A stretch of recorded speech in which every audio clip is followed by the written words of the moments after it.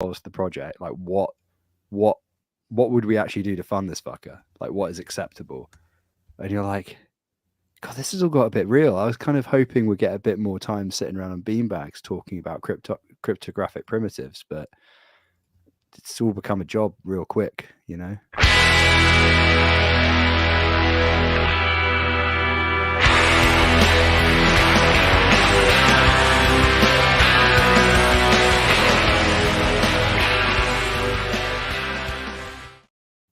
Hello and welcome to Game and Nodes, a weekly podcast from independent validator teams. And I don't actually know when that started, so I can only assume that it was after anything. We were saying horrible things in the pre-show, so I can only assume it was after then. And don't worry, like if you did hear any of what happened before that, no kittens were actually harmed in the making of Usurper's Thanksgiving meal. Don't worry about that. It didn't happen. That was a joke. There was an inside joke between friends. No kittens. You obviously have no idea when that started. He has none. About when you joined, I'm guessing. Yeah, it's like immediately after I joined. Immediately, let's go. So, for those of you tuning in, yep, we're back to full force. Disappointingly, I was listening back to last week's Podo, and I have to conclude that the ad hoc panel assembled, Avengers Assemble style, from the wreckage of miscommunication, was a stronger panel than the usual one. So well done, Null. That was a test. I'm glad to see you passed. To be fair, I contributed very little to the conversation. It was the final part of your fault tolerant and resilience module for your node operations course. So your certificate is in the post. You're now an official operations guy. You may now grow your neck beard at least 3 times that length. You must grow your neck beard at least 2 times that length. So when you say length, do you mean the hair itself, or do you mean just further down? Is that what you mean? So I'm we were talking about sort of, I guess, with gravity, right? Ah, yes. But if you do level by the neck beard, presumably the beard also just extends like past down your Adam's apple and just all the way down itself. Not the hair length, but just where it grows. It starts talking about the neck. Migrates. It's this beard here, isn't it? So like I think specifically when you work in operations, this bit here could be clean shaven, but this bit requires this bit underneath. Yeah, I mean that makes sense. Ultimately, it would join up with my chest hair. I was literally about to say that. I'm like, it really should not be joining to your chest hair. I feel like there used to be. A code emoji for neckbeard, and I'm not sure there is anymore. Maybe I just hallucinated that in a fever dream. I am prone to getting hallucinations when I get really ill, so maybe there never was a Unicode emoji for neckbeard, but I feel like there was. It was like it was like a guy with a big neck beard who looked like he worked in. Oh, it exists. It exists for sure. I'll link it. Yeah. No, you're gonna get a little treasure trail up there, like right from here. So big shout out to the guys for coming on board last week, because I didn't invite them; they invited themselves. So it wasn't necessarily me assembling them; it was them assembling themselves, and then getting me back out of ops to do the thing. To hit the button. We already made it clear that we'd cancelled it, that it was not going to fly. So, lots of Twitter confusion later, there we were. And even Erdman made an appearance for something like 10 minutes, which is pretty cool. That's new. Yeah. I think like one thing, which was to mock the fact that we never let our guests speak, and then left after that. And then I didn't get to talk. And then he left. So hey, no worries. But yeah, that obviously inspired the title of today's show. And honestly, in terms of content, I'm not sure we can offer you the same quality as last week. We can offer you a drill tweet, which will be coming up shortly.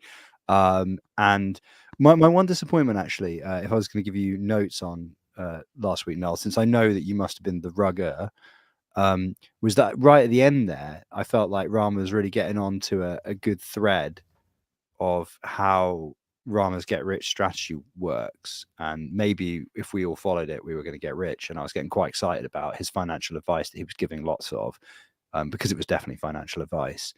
And I noticed he didn't qualify it as not financial advice, so it definitely counts, legally as financial advice. And I was looking forward to following that financial advice when presumably you cut him off, and I never found out what the 4-week Rama get rich strategy ultimately entailed when distilled down. How unfortunate. And a flip I mean, board. I couldn't let him share his secrets. They might not be then relevant to him anymore after the market is saturated with little Ramas running around doing the same strategy. All priced in, right? It's no longer alpha. No I longer. know there's I feel like Schultzy also listens occasionally to like financial YouTube or whatever. There's like a I think it's a newsletter called like Seeking Alpha or something like that. It's like a digest newsletter, and surely if like 15,000 other people or more are receiving the same alpha every day, it has ceased to be alpha. No. Sorry, were you talking to me? Just back to our regular scheduled programming. Just shoot the shit. I just Huh? Sorry, I was just thinking setting about some- alpha. So to give you some background on why I'm distracted, I was sending some messages to Code Hands. I have a really bit of an issue now with a validator that I run. So talked about it a couple of weeks ago. I got slashed on Kujira, right? It's like my only mainnet slashing. And the way the Kujira staking interface works is they put this big mark next to your validator name that's like, this validator's been slashed before. So people have been like, running from the ship like rats on a sinking ship. And I just don't think that it's really any point us running a validator there anymore because of that mark. We're never going to accumulate any stake again. So there's a mark like that, like in the blue.kujira staking interface. They give you the black spot on a piece of paper. You get the scarlet letter. Yeah, it's like just this big square next to your name. And I'm like, saying the Code Hands, like, that was a mistake and a pretty fair one. Like, I miscalculated the amount of signatures we could miss, right? Yeah. And to carry that like forever now is just, it's not reflective of our operations. So I was asking Code Hands if they would consider holding that mark for a certain amount of time and then letting it fade off, rather than just keeping it forever. Because if it's going to be there forever, there's no point validating that network anymore unless we start a new validator. So I'm trying to find it. Yeah. There's a link there in the chat, blue.kujira.network/stake. So we've already lost probably a third of our stake since we got slashed, and we are like right down the bottom. The funny thing is on Kujira, the slash is next to nothing. Like, most people would have lost cents, and Well, and it adds insult to injury that they're added to the bottom of the list, right? So not only are you now slashed, now you're like truly the black sheep. And then like under a line. Yeah. It's like, yeah, exactly. And then there's no accounting for like if you paid everyone back. It's just a number. Were you slashed? Yes. Now, granted, it doesn't say did you pay people back? Times. Yes. Like, you don't get any. It's just you're marked, and I just don't see any point being there anymore once you're marked. And it's like, it's a bad look for our brand to have that next to our name. So I don't. Oh, I see slashes right down the bottom. It's yeah. Look at that. I'm amongst people with like 9 and 10 slashes. You are OtterSync and Prusher and Magic Team and King Nodes. Crypto Crew. Look at them. They're there. They must have just done that. They've been slashed for a long time. They must have like some big delegators that are just like committed to them, because they look like they've been slashed for a fair while, but they still have a fair amount of stake from memory. Well, you just need to DDoS Power of everybody else and make rebranding. sure that they all slash or fuck them all So up. everyone's- And then everyone's under the everybody's on the line. list. Yeah. Yeah, I don't Schultz, know. I'm sure Schultz will take one for the team for you to be down that bottom list with you. Having just gotten slashed, absolutely not. Not doing it. So Kujira's always been labor intensive and running at a loss. So, to be labor intensive, running at a loss, and under the line, Yeah, maybe it's time. Yeah. too much of a headwind. So Yeah. Oh, Paradir's down here too with 2. Damn. Damn. yeah. Damn. So I don't Well- know what you guys think, but that's kind of my opinion. And yeah, I guess I'll see what Codehand says. If there's no way to make that, more. I agree. It probably should at least roll off, like make it for 6 months or something. But I kind of agree with that, or maybe a year. I like don't know. 2 months. I do. I wish more teams would utilize an interface like maybe not this exactly the slash thing, which isn't bad actually. I mean, you got slash for kind of a shit reason because it has nothing to do with actual producing blocks. It's just the Pego thing. But I do like this interface. God, I wish the MintScan team would take a look and try to understand what it looks like to be able to try to create a distributed validator set. MinScan, well, I mean, they only want an interface that makes themselves look good. Which they do. They put themselves in that little box. Here's your top 3. Yeah. Somehow they're always in there. Yeah. I think it's also interesting they don't talk about what kind of slashing. I would guarantee that all of the slashing events that happened there have been due to the price feeder, which, yeah, okay, that is a type of slashing, but it's not the same as downtime slashing. And Kujira's handling of Oracle votes kind of sucks anyway. Right. So it's one of those situations where, go ahead. If you look at uptime, like we have probably the best uptime on there. It's we hardly miss a block there. Everyone else is sort of a couple of hundred blocks in the window all the time. Well, it's also back to mechanism design, isn't it? We've talked about this before. Like if you're there's no slashing on various other networks like Aptos, where some of us are. There's no slashing. There's no down. Well, the point is you're not making money when you're down. So you have a pretty strong incentive to not be fucking down, right? Besides the fact that obviously people will get on you pretty quick if you're down, as I'm sure anybody who's ever been down has discovered via the medium of Twitter. But there are a variety of other solutions to this problem that don't involve slashing, and also like I think that the slashing thing from a regulatory point of view is going to become more pertinent, because the second people start looking at this as assets under management, and then they go, fuck, wait, people can lose money because you configure shit wrong. Oh, yeah, dude, right. You're fucking kidding me. Like, slashing is the fucking stupidest thing we could possibly do as a mechanism. And it's really fucking stupid from the point of view of validator risk, because what you want to do is say, look, we don't manage shit. It is decentralized. It is distributed proof of stake. Number 1. Number 2, this is a high risk, degenerate activity, right? Which is akin to gambling. Like Rama said on the podo last week, people are here just to fucking forget about their day job a bit, YOLO some coins, see line go up, right? That's where you want to be from the point of view of regulation. Is you say, look, at the end of the day, we're professionals running organizations which have experience in building out distributed systems. We run this infrastructure.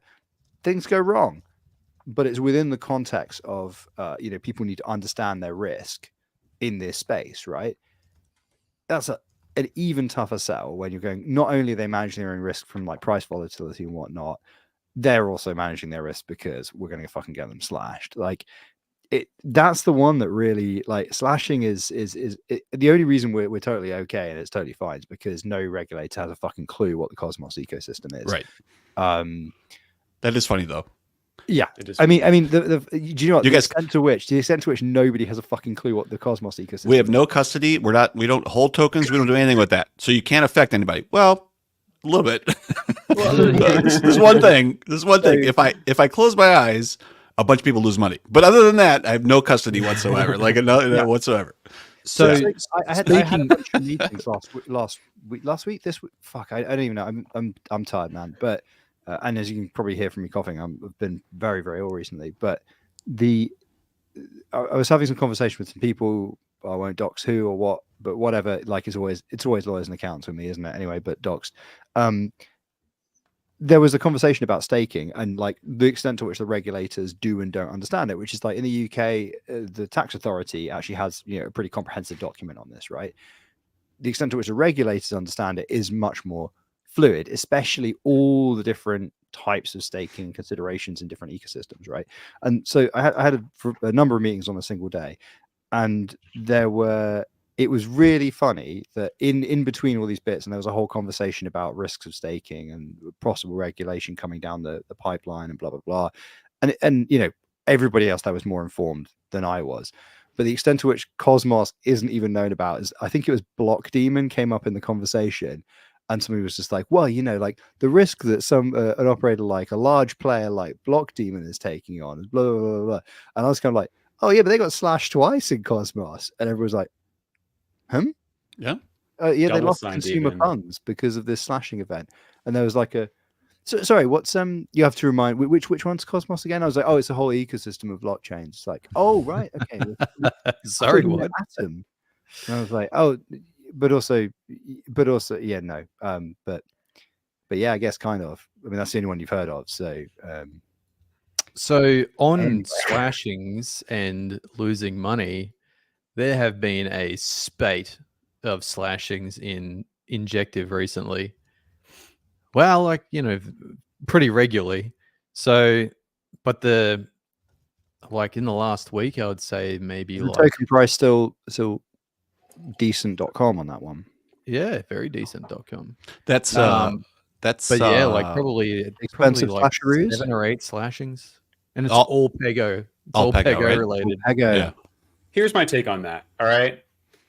Pego. If a team has to come out and say, "Hey, you guys are getting slashed a lot," that kind of shows a problem with the team. That's a team issue, right? There's like miscommunication there. Like that seems like a you problem. Yeah, if your configs or like your explanation is so bad that people are getting slashed 7 times in one day, I mean, that's a. So my argument is, right, like the ODF, the Open DeFi Foundation has a lot of staked coins in Injective. Why not make a bounty to fix it?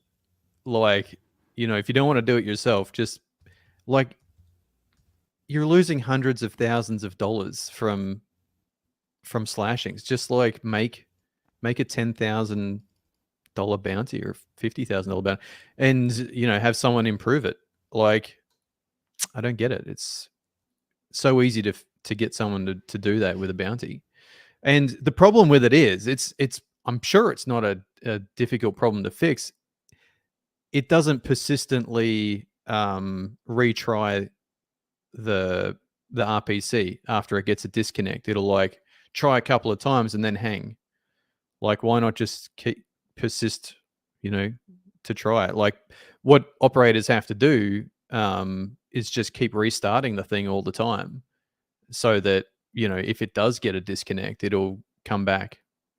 Like, they can still monitor successes and failures, right? No different than any other price feeder. So they should be able to be alerted. Other than, yeah, I mean, the way I monitor it is to you monitor the network nonce and your own nonce, and if they're different, then you've got a problem. But you still then have to go and find out why and then fix it. But if you just constantly restart the process, then it'll fix itself anyway. So instead of by the way, can I just say that I love the way you pronounced N1. Nounce. I know, it kills me every time. I'm like, Nounce. How do you guys say it? N-once. What? Really? Oh, because it stands for number once, right? That's what it means. Yeah. I thought it was. Oh, so it's pronounced nonce though. Oh, because nonce in the UK nonce. is a really specific thing. What? Nonce means paedophile in the UK. What? No, it doesn't. It means criminal. No, it doesn't. Oh, what? No. So there's a lot. There was a thing. I swear to God, we've had like 4 different conversations where you've said, "Oh yeah, that word means pedophile in the UK." Like I thought, like in 4 different terms. Yeah. Like There are a lot of words for pedo in the UK. Let's That many say that. pedos over there. They've got to have all these Wow. different terms. We're always Well, like there was- we're always so bumping the up to other some sort of background to pedophile here is definition. there was obviously there was like a big pedophilia freak out in like the early 2000s. Like to the extent, like the peak of it was when this pediatrician like got attacked in the street or something by like a gang, like a mob. It got super weird. All the big stupid newspapers were like being big and stupid about being stupid. But nonce is a really old word anyway, from memory. But there was a thing in the papers, right, where I think there's like a hacker house in South Korea called like Nonce House. And somebody had just literally taken a photo. They just walked past it on holiday, taken a photo, sold it to the Sun or something like that. Been like, all right, that's pretty funny. And then they were like, Nonce House in Korea. They're like, what are they doing in there? Kind of thing. And you're like, oh, Scripto Bros. Jeez. What are they doing there? Bringing down the economic order with poorly tested code. Don't worry. It's just economic terrorism. It's not pedophilia. Relax, folks. Relax, folks. It's not that bad. Yeah, but that's why I would pronounce it nonce, but obviously then Nonce. You have to. You can't. Yeah, so you just have to say N once because. Yeah. Pedos. Once again, spoiled by pedophilia. Should we do drill tweet of the week? Yeah. Let Null do it. I feel like it's Null's turn. I'm getting a strong Null energy Stop. this week. Let's get that. Sup. Give him that neck. Right. Get that neck beard. Well, now you've got your diploma, your neckbeard diploma. Okay, ready? Stop. Right hand page, third one. Okay. Be warned, America. First, they get us fired from Amtrak for saying jacking off in the control car is good. Next, they start poisoning our Wendy's. There you go. Moving on. I mean, why do we heard piss an this? announcement on Amtrak? Why It's do quite we piss this? eccentric. We try. Yeah, they're not all hits. They're not all hits. Do we have any news? Yeah, so Notional's There's a lot fucked. going on. Yeah, 11 devs. have left. Well, initially the tweet Isn't that that all I they're read dead? was 11, but this little update that Long's put out says 13 now. So I don't know if some more have left as well. or 13. I thought in that first tweet it was 9. keeps going up. I think it does Yeah. keep going up. Yeah, number go up. Mm, Bullish. it's bullish. Bullish on the class of Notional. How many devs do Notional even have? I mean, 13. 14. 14 now. Well, there's one noisy, crazy person and then 13 devs. There was a great No, tweet with I honestly their have current. no idea. Sorry. I'm gonna try and find this tweet. So there's this tweet that has like their organization structure. I'm gonna try and find it real quick because it actually showed how many devs and employees in marketing they had before, and it was a lot. It was at least 30. Yeah, I do recall. So I think Notional might have made a tweet, or I definitely do recall seeing something that said that they had like 30 or so devs or people at that company. That's all a lot of devs. Yeah, like if you look on the Notional Ventures website, you do scroll for a while to get through all of the people that work there. I mean, it's not even worth. It's like throwing a cat in a bin, isn't it? It's like kicking a puppy at this point to be like, I wonder what project management structure you have for hiring 30 devs in 2 years. It's really hard to grow a team quickly, even with really solid structures in a tech organization. Yeah. So the news is that now 13 devs have left Notional, and that represents some challenges. For example, the key rotations or the inability to do key rotations on Cosmos chains. So Long was the infrastructure lead and holds a lot of the keys for the Notional validators. So Well, and other things too, right? There was a bunch of grant-related distributions and a 100%. bunch of shit that I think, I wouldn't mind betting that a lot of those people who have departed are on multi-sigs as well. So yeah. Well, and I thought there was a tweet from Long as well around being able to. Somebody posted, I think, a screenshot which I can grab and throw in the notes, but about being able to say he's in touch with his attorneys or something else, is in to give those keys back and whatever else. Which means you kind of get to a point where those multi-sigs are now a single sig because they're all in the same hands, which doesn't mean that they weren't in the past either. Because, right. So I think we've complained maybe a bunch of times about having multi-sigs where the majority's on the same damn team. And like, what's the point? Like, what are we doing? And it's a good example of that. So I was surprised to see that Long owns 13% of the stock in the company. I thought it was 30%. I thought it was 30. Sorry, that's what I meant to say. 30%. Yeah. Which it sounds like he's giving that back as well. So I'm not sure if it's actually stock. I mean, that's a transfer, which means there'd be it's cost of that. Hey, tax discussion. But maybe not there. And, but yeah, it sounds like he said he was giving that back. So I'm not sure if there's a payment for that or what, because that would have value of some sort. Yeah. I don't think you can just give stuff away. I don't know. I don't know how that works for tax. I only see 3 devs on their website. Oh, it says made up of 30 plus dedicated members. Is that going down? Website needs an update. Oh, you're counting the ones that actually have the title of dev? Well, there's only like 10 pictures on their About Us page, of which only 3 are engineers. Yeah. So, I mean, does this matter at all? It matters from I guess, notional having a bunch of grants for a bunch of work that needs to be done, and payments either in flux or matters for the hub, associated to that, right? Because the hub has an outstanding thing. Well, Quicksilver posted something about it today. I forget there was other teams too, that came out and had something like, "Hey, it's not going to affect us," type of thing. So I think I guess any project that they're involved in. I didn't really see. I didn't really look for Jacob stuff, but I didn't really see anything come back with his comments related to it. But it seems like being quiet is probably the best idea, at least to start with, until you have a bit more of a plan. So what's interesting is that since the departure of these employees, Notional have been jailed on several networks as well. Yeah, I saw that. I also saw that they're missing on a bunch of stuff. I saw like Say, I think they're involved in a bunch of stuff on Say as well, both with Wormhole and yeah, like relaying Wormhole. Yeah, a bunch of stuff there. I think they've been jailed on eMoney, Injective. I don't know about other ones, but I'm not sure if that's a key issue or hopefully there's no like sabotage. That'd be a little bit ridiculous. But Injective I doubt it. Definitely wasn't. They were jailed on Pego. Yeah, fucking Pego.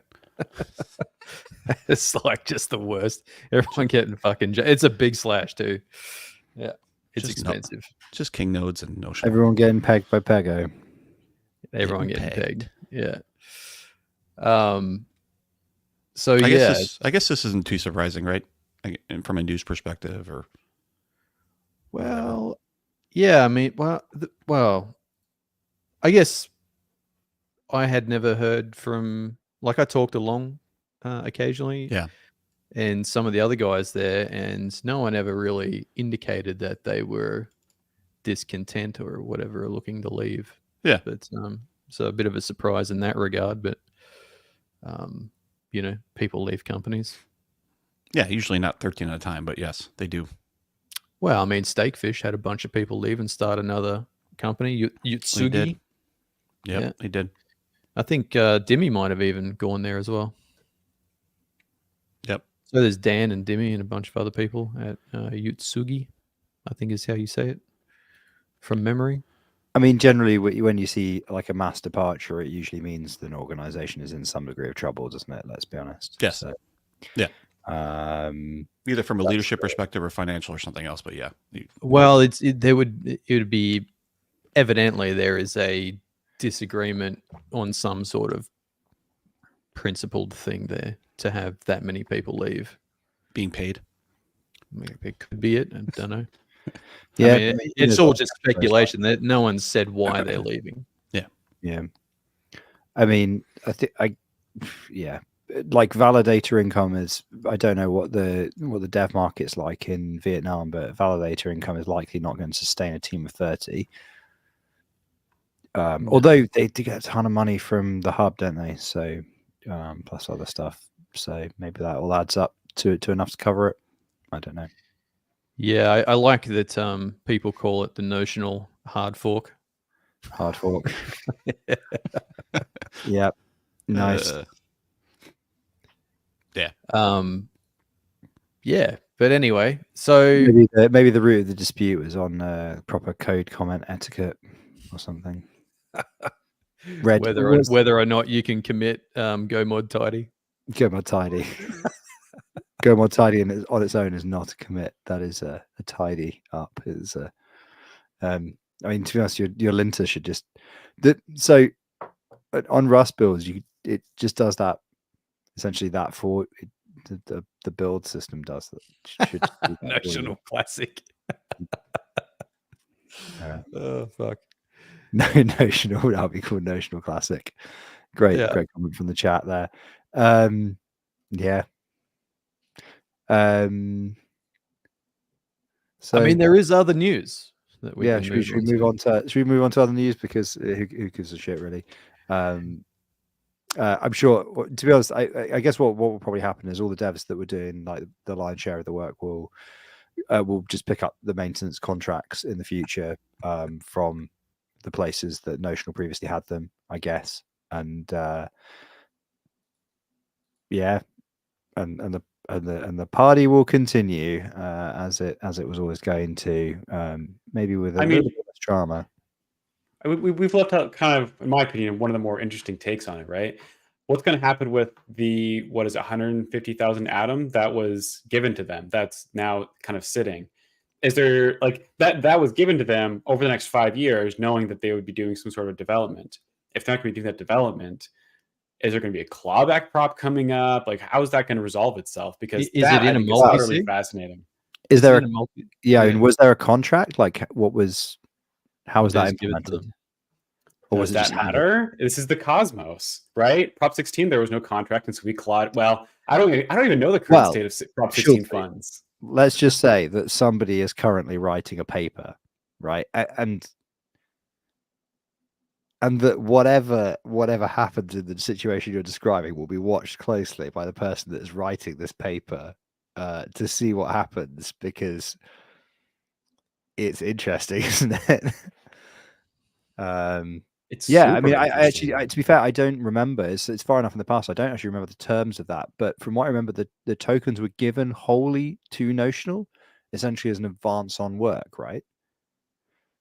So yeah, if I remember correctly, yeah. From a legal perspective, those assets now belong to that organization, and I don't think there's any enforceable contract in any court now that could say that they're anything other than a down payment on work, essentially a retainer.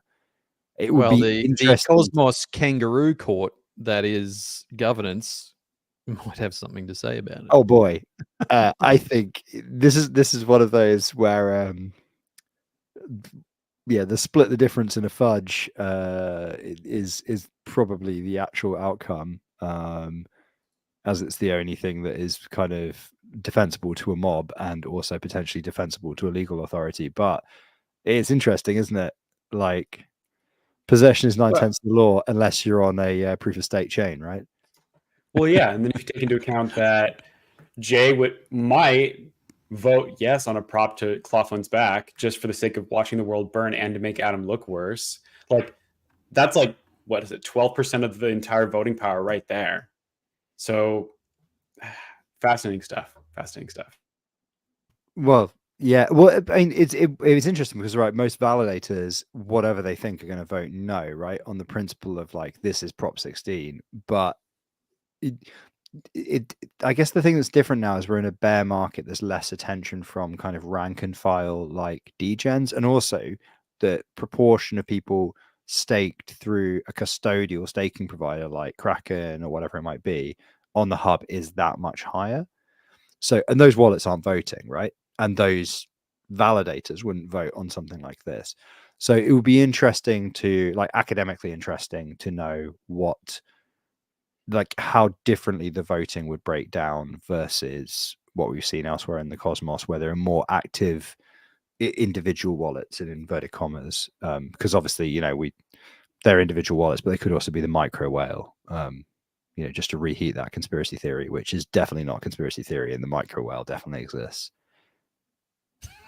The micro whale absolutely exists. The micro Game of Nodes has been party to decent information on the possibility of the micro whale actually existing. So I'm a firm believer that it's real.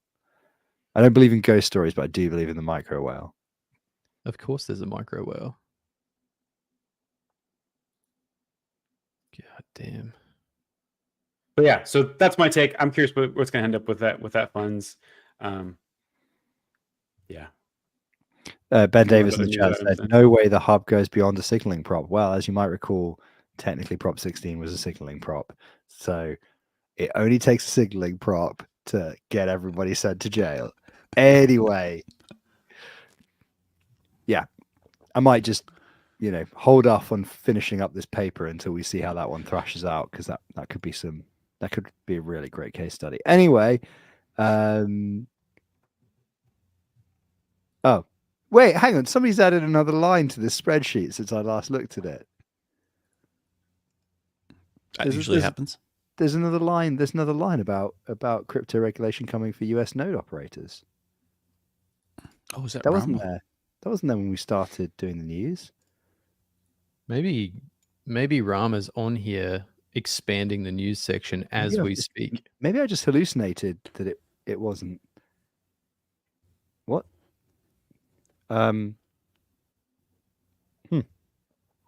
Okay. So one thing actually. So before we move on to the next news item, I know it came up last week. The Rama's concerns with USDC. Something that I noticed. I don't know if this is true of. I don't know which central bank digital currencies this is true of. I think it's true of the prospective Swiss design, and I think it's true of the Bank of England's tech working document. But the blocked wallets is explicitly, because it came up last week when Ben and Ram were talking about it in light of USDC, which I think is the next news item on the list. The idea of having like a block.go or similar sort of thing is explicitly out of scope of the design. Like, you should always be able to spend the funds, but as I understand, the regulatory stress is on the essentially the recipient at the point that they then withdraw funds. So, you know, it's obviously a very, very different case, like, because those are obviously fully centralized and they are CBDCs in the truest sense. But it's kind of an interesting thing that, like, a lot of these sort of decentralized versions of a stable coin are likely to have like exactly the same restrictions on spending, but like implemented in a really different place in the technology stack. It's just a bit of a shower thought. Anyway, so I'm going to read Rama's title in full. Cosmos welcomes the US CBDC with open arms. How long until the first blacklist event? Oh yeah, he does love that comment. Is just CBDC. Weird to me. He does. That comment's weird to me anyway, because Osmosis already has a blacklist. So the blacklist event has already happened, and now we're just going to get expanded. Like, who cares? Maybe that's the hot take. Yeah, like, I think Rama is a decentralization maxi and doesn't like the ability to freeze funds. But what about USDT? Does it have also the ability to freeze funds on Kava? I think maybe. I think isn't it that it can stop you actually sending? Like, it anti-handlers out the send. My question that's how I thought Osmosis did it. My question is if you have a blacklisted wallet on Noble, does that stop you from using tokens on other networks that have been IBC'd? So if half your bag was on Osmosis and it gets blacklisted from Noble, like, I don't think it would matter because the ability to transact is done locally at chain level, right? 100%. It's conceptually the same. It's conceptually the same as as an aside, right? This is my understanding of why the Swiss design works the way it does, is because they have offline, like a notion of offline access to the currency, right? And in that world, you can't ever know that somebody who shouldn't, like, let's put aside whether or not you think some people should be able to transact or not, right? If you actually do want to implement any kind of a block list, ultimately the place you have to do it is at the ingress and egress from the system, because it's the only place you know that they are connected at all times, and it's the only single point of passage where you know somebody has to come in and out, which is why the question of whether or not you can move in and out of CBDCs via a permissionless network is so interesting, because as you've identified, Noel, that guarantee breaks down because you can just move to another blockchain, then to a centralized exchange. And then it's up to the centralized exchange to work out whether or not you are a great guy or not, which is primarily, I suppose, can be like, I guess if you're like a business or something, it's never going to affect one of us because we're just businesses, right? They're just going to assume that if you have a business account, everything's above board, you've done your KYC, you're probably fine, right? So I don't know if it's maybe it's being flippant as somebody who kind of represents a business working in the space, but it kind of seems like a bit of a nothing burger, you know? Yeah, 100%. I think it's entirely unenforceable because unless you have your tokens on Noble and they've blacklisted your wallet or frozen it, that you can't use those tokens anymore. I mean, in reality, 95% of the USDC is going to live in the bloody escrow wallet anyway. So, people aren't going to hold it there. They're going to be using it elsewhere in DeFi. So, I mean, and so easily can be mitigated. Even if you wanted to send it back out through Noble, you could just swap it or send it to another address on Osmosis and then straight back out before they would even have time to blacklist that address. So, don't know. I'm also curious what the blacklist mechanism looks like, because surely it doesn't require an upgrade to add something to the blacklist. So no, I think it's done by admin.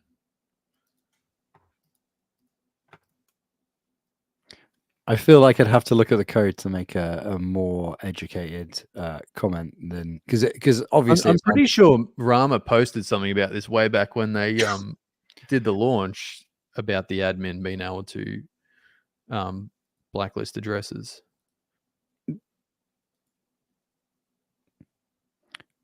So there's a contract admin on Noble.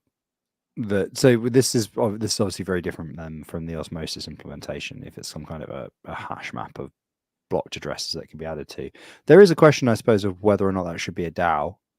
At the risk of summoning Jake, if there's some kind of element of decision, but then fuck, who wants to be on that DAO? The sticking your neck out to be absolutely hammered by law enforcement DAO. Yeah, no thanks. I think it would only be it's not a catchy name. It'd be some sort of corporate entity for USDC, I would say, that if they were ordered to blacklist something by the government, they could do it. Yeah, I guess you kind of need like an auditor or a KYC. I mean, this is kind of this is literally back to what Circle do. This is literally Circle. Circle are an auditor / KYC company that happened to run a stablecoin. I need to say shitcoin.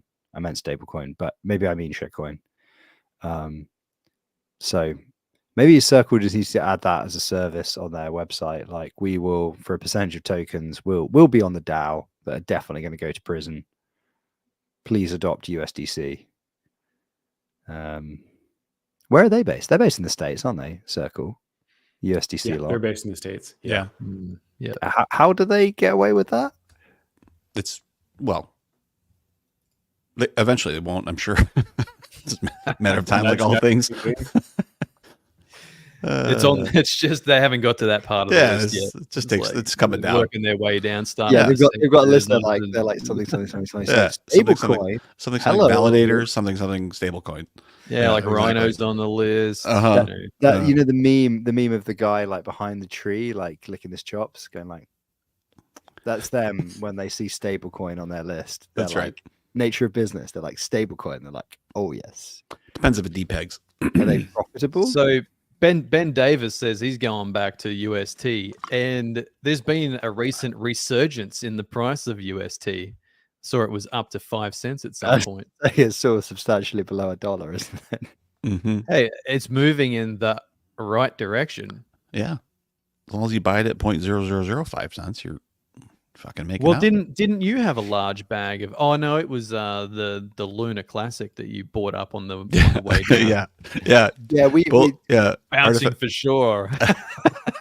Artifact. Well, I think I dumped like a bunch of Chihuahua into it. I was like, whatever. yeah. One to the other. I think I sold our holdings of Curb. Yeah, or maybe that's what it was. It was Cerberus. It wasn't Chihuahua. Yeah. We I just dumped it all into USD on the way down, just to be like. It was like, I don't know, $500 worth of Curb. It was like something 28 like million Luna. Exactly. All on osmosis, because obviously the IBC stuff was totally locked already. And now, and then there was that period of time where it still was on osmosis, but had like a little exclamation mark where it was sort of frowning at you. It's like, look, you fucker. We know that the only people that bought this on the way down are disaster tourists, and you're one of them. And we are not fucking unlocking this, and we are not going to let you trade it. Even if it is only worth a fraction of what you bought it for. Even then, even though you lost money on this degenerate activity, we are not happy about you having done it. When you get the Osmosis 2 degen flag, you know you're in some fucking deep waters there. They even got rid of Frontier, right? Like, it's all fine. Yeah. We don't need that shit. Just whatever. They're all fine. But this one, stay away from this one. 2 degen. That's the one. 2 degen for osmosis. To be fair, 2 out of 4 of the panel as well. I think that technically makes Game of Nodes 2 degenerate for osmosis. Too funny. I just read Ben in the chat, Ben's last comment, and my brain just fully exited the building on account of it being a complex football analogy. And I was just like, football. I'll put him in timeout. Yeah, put him in timeout for that one. Come on. It's getting late. We don't do that here. Right, so... Completely unrelated. Oh, no. All right. Different tangent. Off you go. Oh, yeah. The new Fargo series is out. Another banger. Just in case you were wondering. Thoughts. Okay. Sorry, I get distracted. I mean, I'll shoot if we're doing tangents. We didn't talk about. So no, you can, if you want to go think about Fargo for a second. This is your time. Fargo is brilliant. I fucking love it so much. The Apto Stress Net wrapped up last Done. week, just before Thanksgiving. What was learned? Absolutely VFNs nothing. are fucked in the new world. They're totally toast. They learned. I think they learned stuff. I think they learned stuff. I don't think we can talk about some of the specifics, but something chain go burr, you know. Yeah, actually, the interesting piece of that was them talking about doing it again in February, which is pretty short here. Like, I'm like, well, maybe I'll just hold on to these machines. I think I'm paying through mid-December. It's only an extra month. We've already cancelled ours. Yeah, I canceled them too. Oh, at the middle of the sun. It was just like, they're sitting idle for I think another week. And also, to be honest, like we were using a company called HostKey to get hold of those epics, and the experience of using them was not. It was fine, but it was not great. Yeah. We had one of our VFNs was on there. Yeah, the VFNs we had, just like the fact that they were like clocking like 70 degrees or something. So I don't think they had that. They were not, like, the cooling was not top notch and whatnot. They were totally fucked. So I think our OVH contacts were saying that they should have some Epic 9. They do have Epics available in 93 inventory as of this month or early December. So I think exciting. if there's another preview network, we They require are the scale series. the scale sixes or whatever they're called, the new ones. Yeah, I believe. not too expensive either. Yeah, they're competitively priced given how powerful they are. So I think if we were, our main takeaway for that is we would not have, if we're going to do that again, wouldn't spec VFNs really much lower than the vowels at all. Like maybe slightly lower, but they seem to be really having trouble with that pruning, and it seemed to be pretty resource intensive. Well, they also said they had some VFN code issues as well. So I don't even know. At the end, I think the last couple runs they were fine on that last build. So I think you're right. I hate to do 2 times what we had because that would be just really pricey. Yeah. But I think soon we might have to do that, right? Because the other thing we're hearing now is that mainnet spec, recommended spec, is increasing. But there is a question here of like not being too facetious about it, but if a foundation is like, well, we think the base spec for this change should be this, but if the mainnet is not doing the numbers to require that, then that's like this is where we want to be, but realistically, this is where you need to be. Like, yeah, but to their point, like when we do have spikes of like 1,000 TPS or something that, like, I don't know, some mint or something else, there's like 12% that drop, like, or just fall out of the set like every time. Like you can actually monitor it, and so I don't think. I mean, I'm guessing even some people are running way low specs on there. Like we run 7313s, I think is what we run, and which is fine for right now. But I could see but again, and also that new consensus engine and some of the stuff they're doing in the sharding piece, I thought it was using a little bit more resources than the old way. So it maybe seems the to be base a bit more was going to picky increase. about the size of the discs for sure.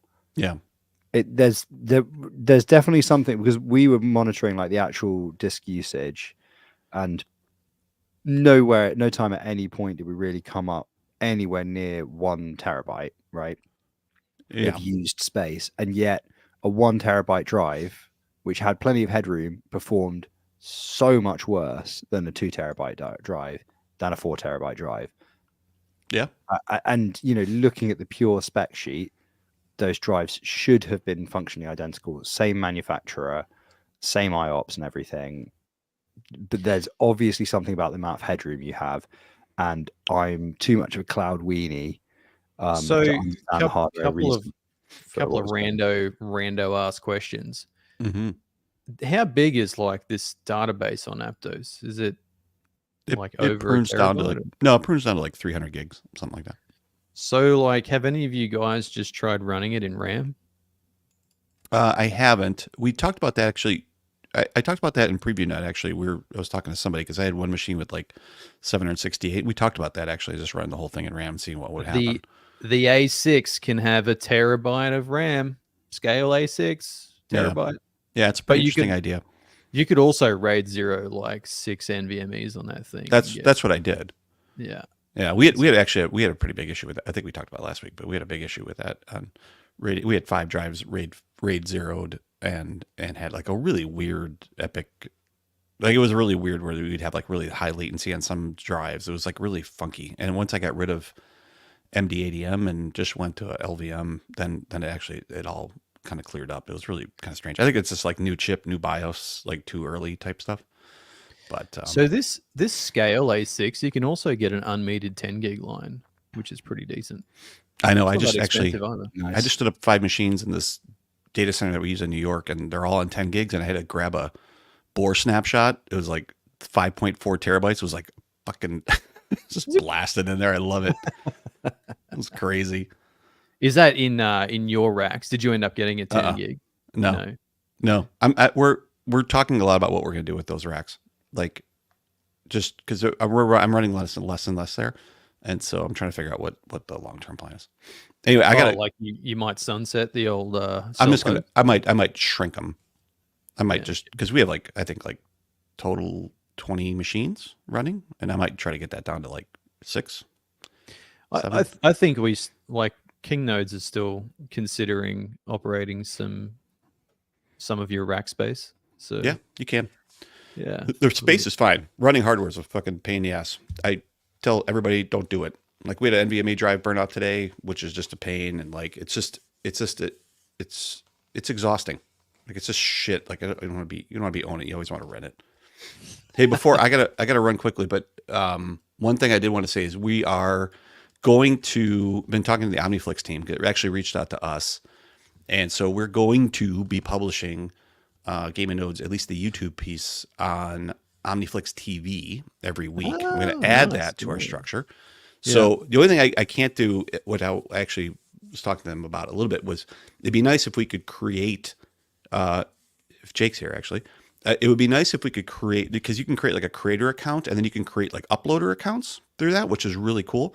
It'd be really great if the creator account was through the DAO. The DAO. Yeah. That'd be cool. And then after that, we could create then I could upload, right? Or any of us can upload associated to that. But the creator account would be cool because then we can set like just the overall logo and all this other kind of shit. And then from there, the upload and everything else is through IPFS, which we're very familiar with, and setting the metadata and all that kind of stuff. So I think we're going to start with this one, which is episode 90. And that one will be the first one up there. And I've been talking to them as also, and then we're going to come up with a way to be able to then talk about how we're going to get the other 89 up there. And I want to do it in a way that looks good and is sorted the right way and not fucked up. Right. So we've been talking about that as well. 90 fucking episodes. Crazy, right? Yeah. So anyway, that first one I'm going to try to do maybe tonight or tomorrow. And then I see Jake reaching out. That would be cool if we could do that.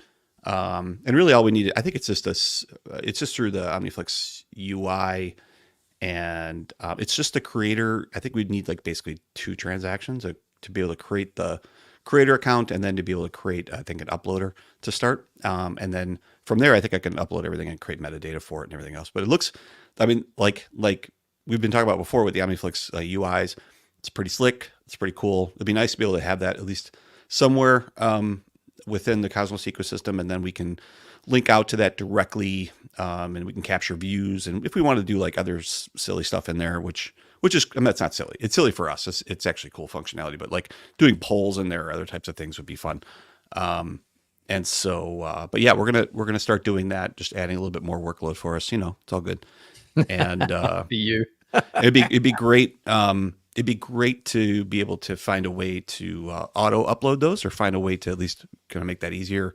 And so we'll work on that and see what happens. Eventually, a long-term plan, what I'd really like to do, which I think would be really cool, is for the podcast. Right now we use a third party to host that, and it's all they're doing is hosting the metadata, right? It's just an RSS feed.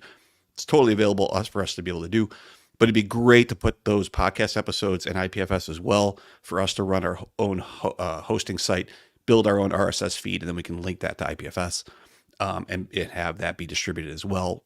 That's on the plan. We just need to come up with like a website design, and podcast RSS feeds are. Let's just build a whole new consensus engine and blockchain and just do it from ground up. If we back up from there, you're right. We need a new chain. We need an L1. We just need to build this. Yeah, then we got to back up from there. So I guess we have to talk about the tokenomics of the podcast, I guess, is what we need to first start with.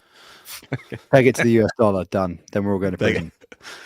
Actually, news just in, the DAO's broke. The DAO's broke? Did you break it? Broke it. This month we're broke after we pay Rama. As luck would have it, I anticipated this in advance, and I left some money in an exchange ready to put into Atom, send to Osmosis, buy USDC, piss off Rama, and put it into our DAO. Well, maybe you can be helped by the new CCTP. Pretty cool. Yep. Pretty cool, man. That CCTP.money is money. What is it? Sorry. That is the implementation of Circle's transfer protocol, which is basically a non-bridge bridge of USDC between L1s, and like there's a bunch of those, like Wormhole Portal and a bunch of other ones use that same CCTP protocol, and then Noble just enabled it. And so none of the other, at least I haven't seen any of the other quote unquote bridges or CCTP portals have Noble in there yet, but CCTP.money does. which we think is I forget who we found. Who was it? I forget who it was. It's somebody from the Strangelove team, and so that allows basically free $0 bridge, because you're really just bridging USDC between smart contracts on 2 different chains.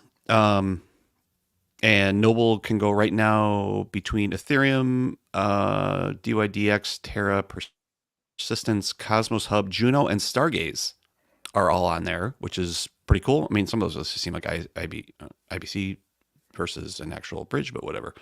Right, but if you have dollary dues in a centralized exchange, you're still like it has to be in a personal wallet. This doesn't. Well, I mean, this doesn't help you. You can move it to a centralized exchange, assuming that there's no memo fields. No, that's where the dollary dues are. If they're coming out of a personalized exchange, yes, you would not be able to do that. You'd have to basically move it out to We have some APT ready to pay the Kanga. Dude, you have money coming in? Well, no, it's left. Everything here right now is flowing the other way. Yeah. So, but yeah, pretty cool. It's there's no code for this out. I didn't see anything in the source code available. Take it for what you will. It is using CCTP, and which has been pretty tested here, but maybe not with with Noble. No ledger support yet. I tried it last night, failed. But yeah, pretty cool.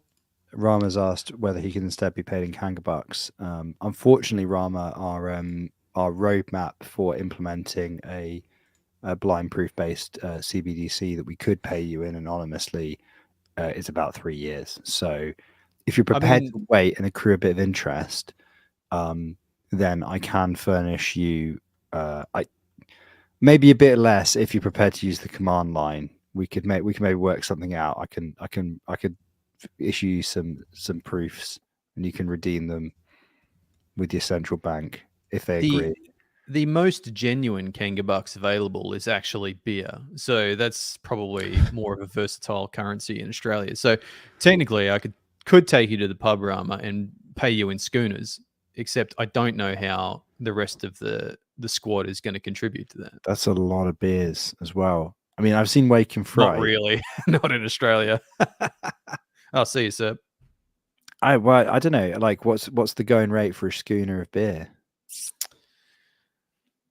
Well, pints. Like a pint of the good shit is like, I don't know, $15. And what's $15 in freedom bucks? $10. That's still quite a lot of beers. Although a good weekend's drinking, you could maybe sync that out. I don't know. Like I don't know. You can easily spend $200 in a night though. 200 US is $300, maybe. Yeah, I mean, you could give it a stab. Those they rack up quick, man. It doesn't take much to have like at least 10 pints. You can tell that I don't leave the house very much anymore, because I'm just like, but in between getting the baby to bed and then when I run out of energy and I just want to be asleep myself, there's only enough time to physically drink 2 liters of liquid, which is 4 pints. Like, how could you have 10? That would involve being up later or not in your house for longer. Yes. Bizarre concept. Although I have noticed now that the 1 beer at lunchtime when you're in the office has become, we can have 1 more. Because the only time you're out of the house, you're like, this is fucking great. Let's have another beer with lunch. And then you wonder why it's like 2:30 in the afternoon. You've done fuck since you got back. And you're like, yeah, it's because I don't drink anymore. And I've just had 2 beers. So I'm fucking drunk and just wasted an afternoon. Let's go. Before being full-time crypto, the only bar to me not getting wankered during the day was the fact that I had to drive home at some point. So yeah. I've noticed that, but see, that's the thing. Like, you can trick yourself when you ride, when you get on the bike. But I've noticed there's definitely a limit, about 4 pints, and you start to go, this might not be safe. I probably should have got literally any other. Can you not get a DUI riding your bike while drinking in the UK? You the can US, in Australia. You get yeah, a you fine. can, You get a but you don't fine. get a DUI. You can't get your license revoked, kind of thing. Riding a bike has nothing to do with driving a car. They're different activities. Yeah, I think in Australia you would only get You get fine for fined. riding a You get- bicycle drunk. You get Okay. fined. In And the US, if you hit somebody and you're drunk, you go to prison on a bike. okay.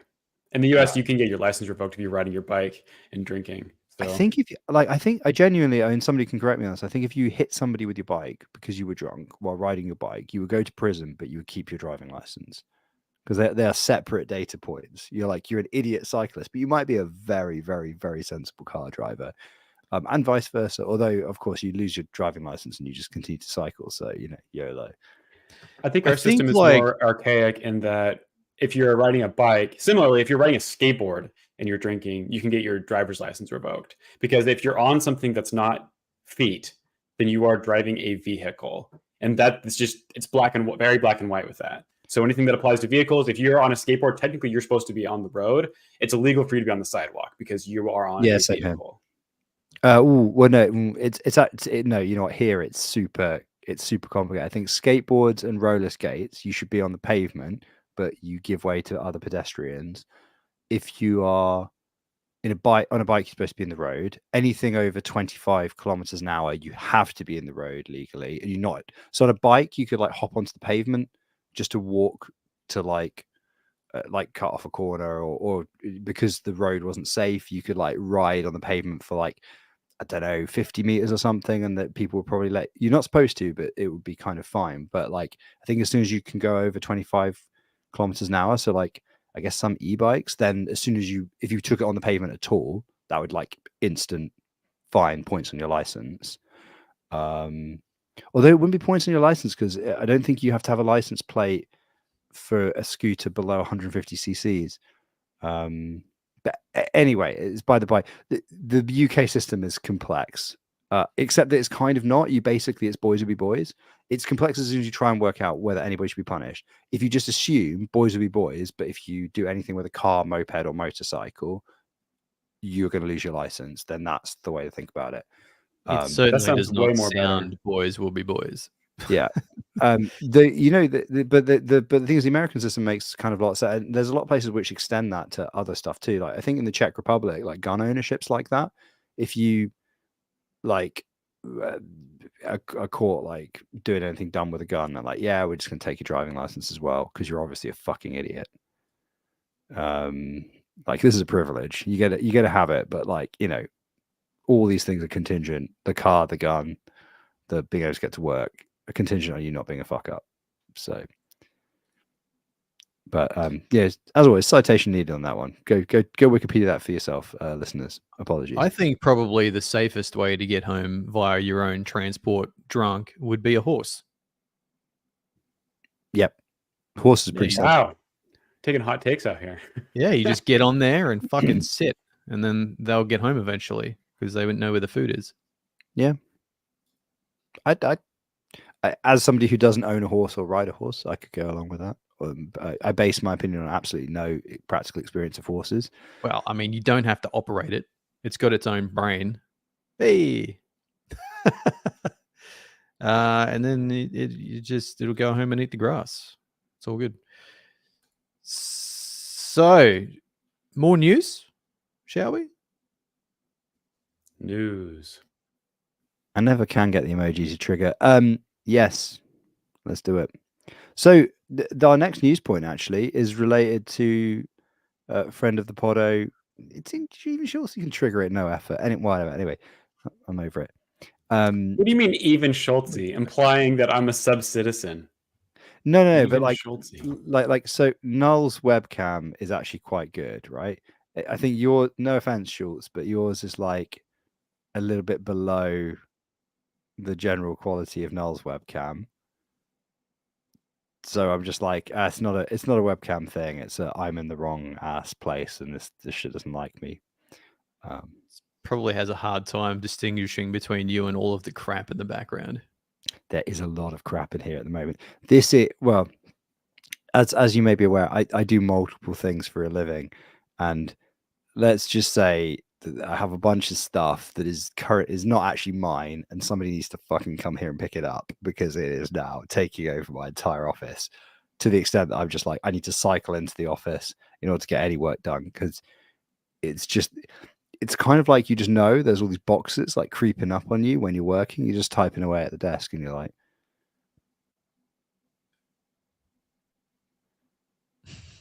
there's some kind of cosmic horror element to what's going on behind me. So I appreciate it. God, it's bad, isn't it?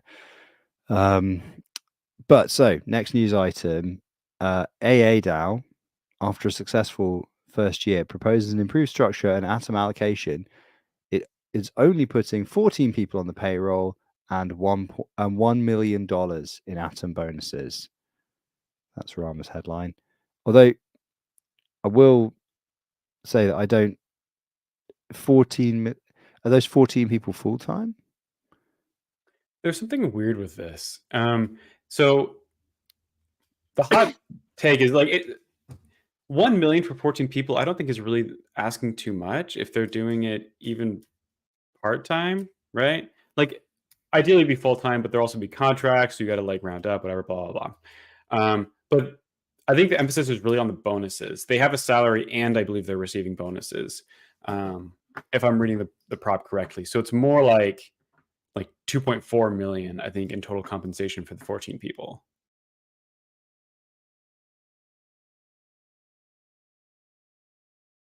Okay, that is quite a lot of money. I'm just rereading the. You can probably tell I'm rereading the statement on the Hub forum.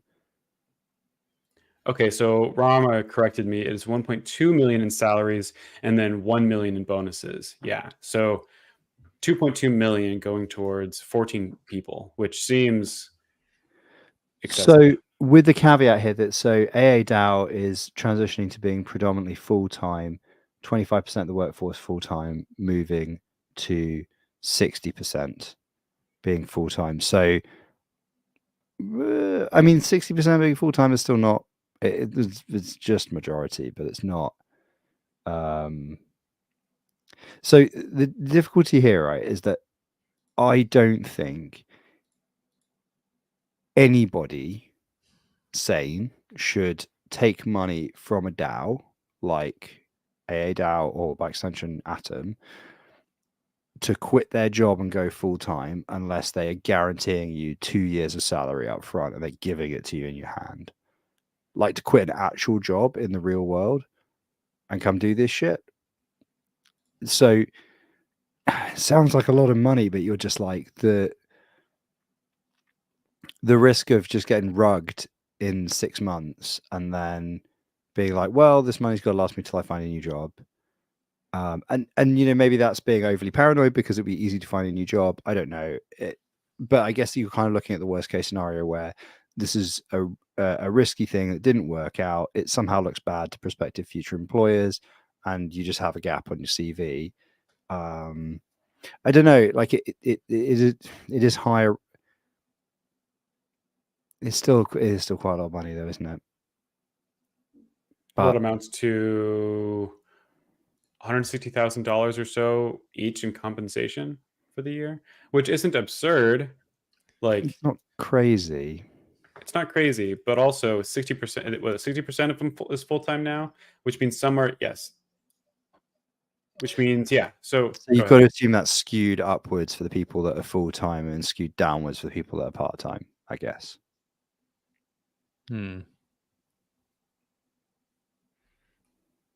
So I don't know. Like in any case, what isn't their job just to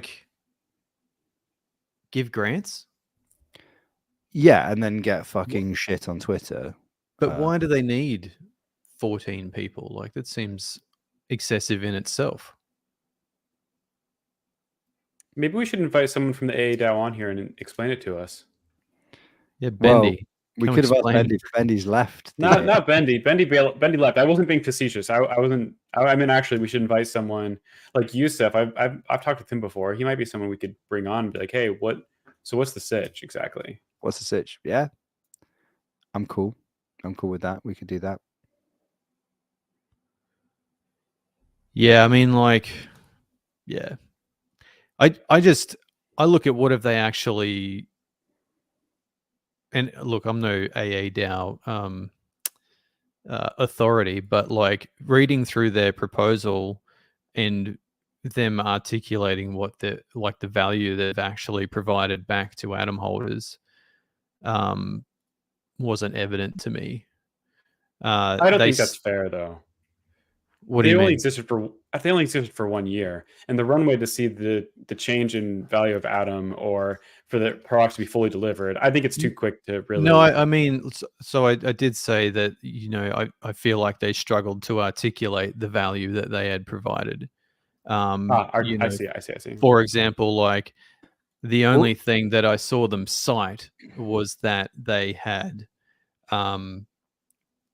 some coin in the treasury that was part of a deal that was worth $22 million. So arguably you could not realize that for $22 million, but that's what they cite as their big win. But, you know, and they're asking for $10 million, which obviously reduces that amount to. Well, I don't think you could anyway. But they didn't really, you know, say, but we have all of these other things in the pipeline that we've done deals with expected returns of, you know, whatever. I think would have been a way to phrase their effectiveness in the role, at least,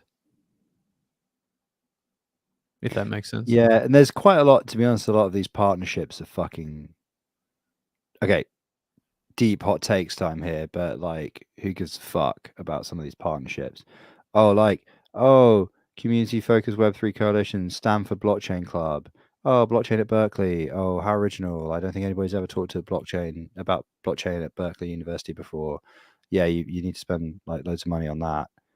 You can just fucking turn up in a pirate hat and say, who wants to work in crypto? And 100 fucking guys will start a blockchain company. Like, I don't know. I'm being a prick. There's actually also some good names in the partnerships list that aren't those ones. I'm just focused on being a prick because that is my job around here. Here might be a little bit of a prick move on my part.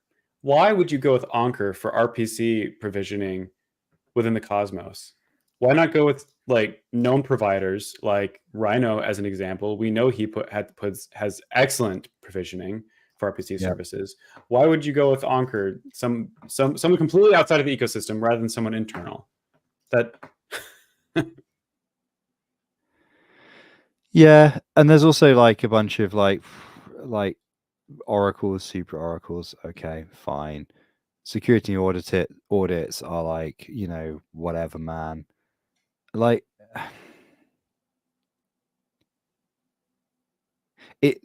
yeah, and then also like the whole the trustee thing. There's like, oh, we interviewed a few companies and we decided to go with this British law firm that's going to cost £50,000 a year, and you're like, okay, they're going to cost £50,000 a year.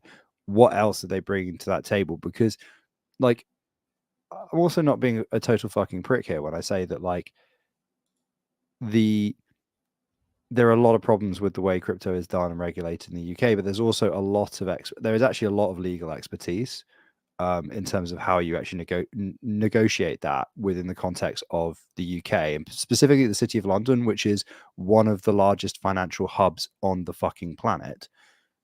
So that trustee, what are they bringing?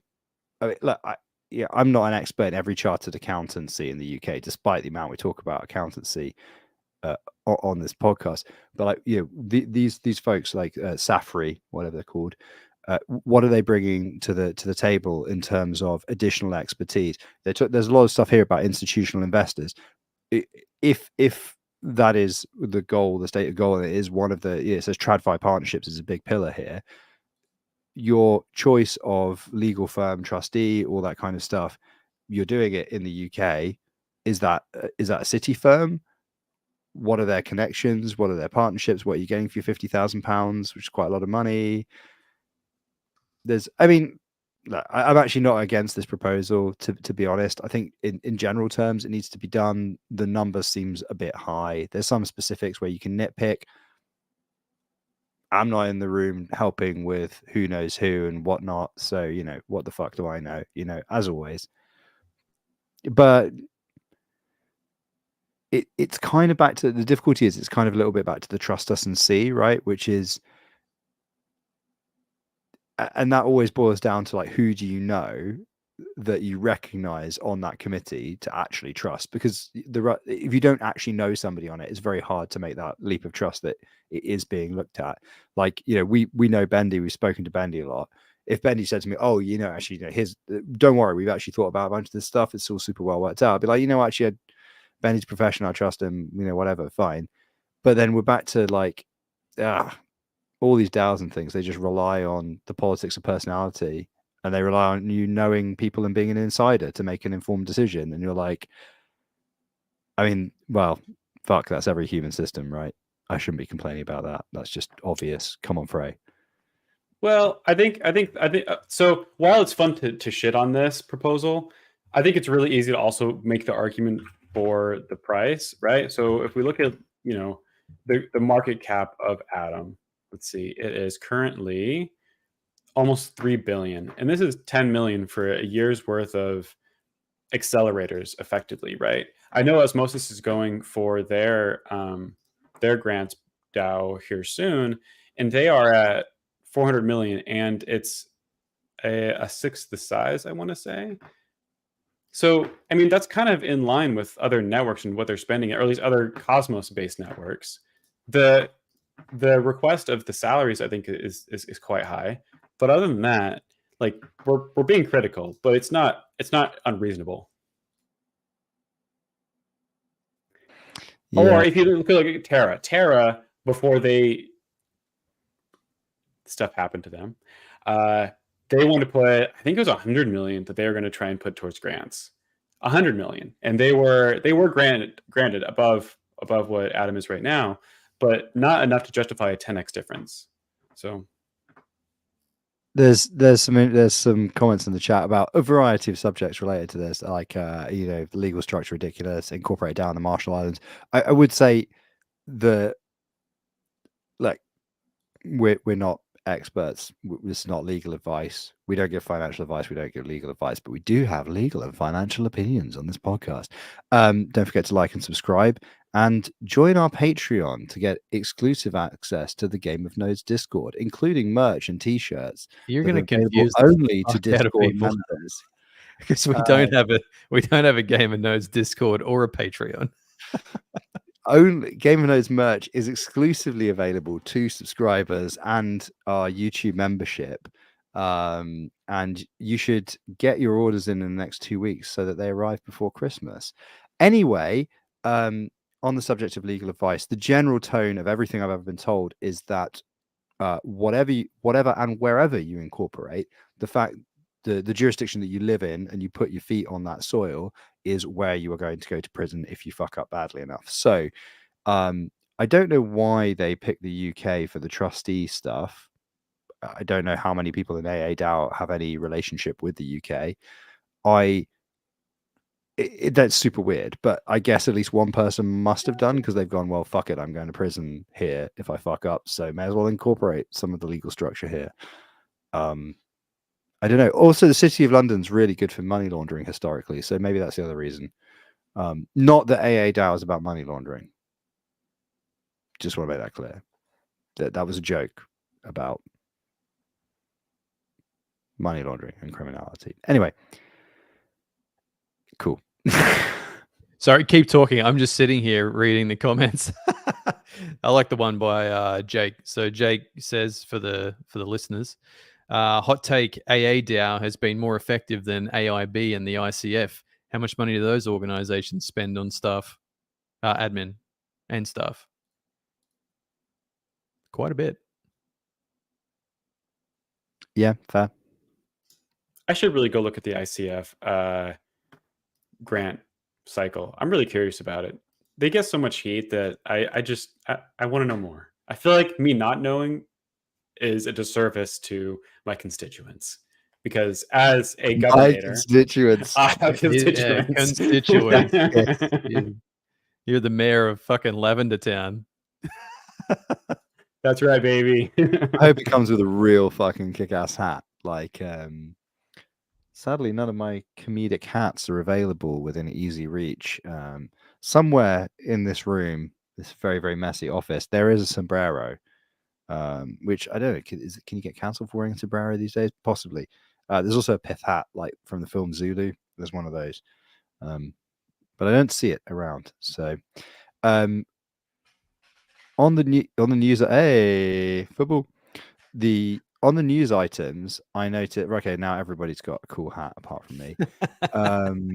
It's fine. I'm not a hat guy. I can live with it. So, I don't even have Rhino's. I don't even have Rhino's baseball cap. I have only my own baseball cap, which is a bit lame too. I absolutely lost my Rhino cap. I There we go. have no idea what happened to it. So the one that popped into the spreadsheet that really threw me was the US regulators are coming for crypto node operators, right? Which I swear wasn't in there at the beginning of the episode, has appeared at some point. Oh, hey, Nud's got a hat too. This might be the biggest hat I've ever put on my head. It's a big hat. It is adjustable. I have a very big head though, so that's why I think I had to buy big hats in order for them to even reasonably. For those listening, everyone's wearing hats, although Null's now taken his off. So, the US regulators are coming for crypto node operators. Point is mostly about the US dollars anti-money laundering stuff. So like the OFAC and everything that's come off of the back of the Tornado Cash thing. I don't actually understand. I don't understand enough to understand fully where this has come from. I guess this is like a working document from who? But so there's a legislative proposal for a new type of sanction which applies to stable coins trading in US dollars, I think, is my understanding of this news item that Rama has helpfully thrown in at some point. And the specific wording, I think, at the end of one of the bits of background fluff is essentially people can say, oh, we just run stuff, we don't run it, we don't know what it is, smart contracts, yada yada yada. To resolve this issue, legislation could explicitly authorize OFAC to designate particular blockchain nodes or networks rather than requiring they be a designated person's property or interest in property. So my takeaway from that is, rather than having a block list, you could effectively pursue node operators specifically or entire networks. Which, is just back to the thing of like, if you have a publicly auditable blockchain, your funds are not fungible in the long run, because if you don't have privacy at spend, you don't have shit really, do you? But apparently all the US node operators are in trouble when they finally decide what to do about this and pass legislation and then decide how they're going to actually chase down node operators, which is probably about half past never, I would guess. Yeah. Means no trouble at all. Means we're doing good. Schultzy looks really worried. Very worried. Very worried. This is definitely going to be affecting us within the next quarter. We're going to have to bring on board another 29 staff, mostly in marketing and legal affairs, to head this off at the pass, right? Yes, my panties are officially in a bunch. I knew they would be. I mean, this was going to look really, really fucking funny while wearing his privacy coin hat. Happy days. Yeah, this is going to look really, really funny when it turns out they do move really, really quickly, and then we're all out of business in about 6 months' time. But